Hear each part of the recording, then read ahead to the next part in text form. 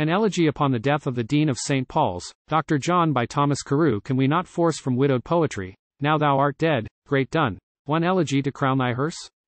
Why yet dare we not trust, though with unkneaded dough-bak'd prose, thy dust, such as unscissor'd churchman from the flower of fading rhetoric, short-lived is his hour, dry as the sand that measures it, should lay upon thy ashes on the funeral day? Have we no voice, no tune? Didst thou dispense through all our language, both the words and sense? 'Tis a sad truth. The pulpit may her plain and sober Christian precepts still retain, doctrines it may, and wholesome uses, frame, grave homilies and lectures, but the flame of thy brave soul, that shot such heat and light as burn our earth and made our darkness bright, committed holy rapes upon our will, did through the eye the melting heart distill, and the deep knowledge of dark truths so teaches sense might judge what fancy could not reach, must be desert forever. So the fire that fills with spirit and heat the Delphic choir, which, kindled first by thy Promethean breath, glowed here a while, lies quenched now in thy death. The Muses' garden, with pedantic weeds o'erspread, was purged by thee, the lazy seeds of servile imitation thrown away, and fresh invention planted. Thou didst pay the debts of our penurious bankrupt age, licentious thefts that make poetic rage a mimic fury, when our souls must be possessed, or with Anacreon's ecstasy, or Pindar's, not their own.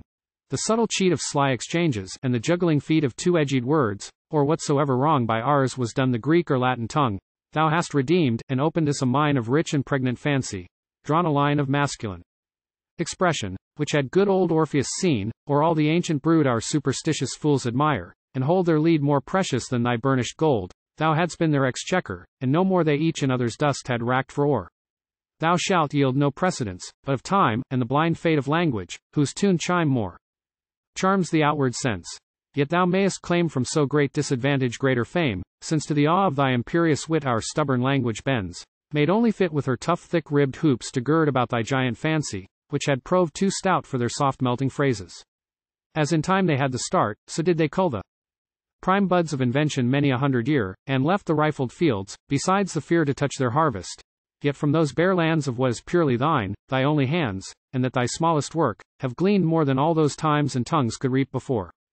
But thou art gone, and thy strict laws will be too hard for libertines in poetry. They will repeal the goodly exiled train of gods and goddesses, which in thy just reign were banished nobler poems. Now with these, the Selench tales metamorphoses shall stuff their lines, and swell the windy page, till verse, refined by thee, in this last age turn ballad rhyme, or those old idols be adored again, with new apostasy. Oh, pardon me, that break with untuned verse the reverend silence that attends thy hearse, whose awful solemn murmurs were to thee, more than these faint lines, a loud elegy, that did proclaim in a dumb eloquence the death of all the arts, whose influence, grown feeble, in these panting numbers lies, gasping short-winded accents, and so dies. So doth the swiftly turning wheel not stand in instant we withdraw the moving hand, but some small time maintain a faint weak course, by virtue of the first impulsive force. And so, whilst I cast on thy funeral pile thy crown of bays, oh, let it crack a while, and spit disdain, till the devouring flashes suck all the moisture up, then turn to ashes. I will not draw the envy to engross all thy perfections, or weep all our loss.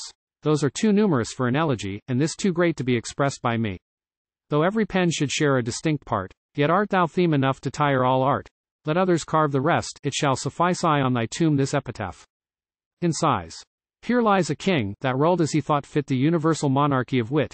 Here lie two flamens, and both those, the best, Apollo's first, at last, the true God's priest.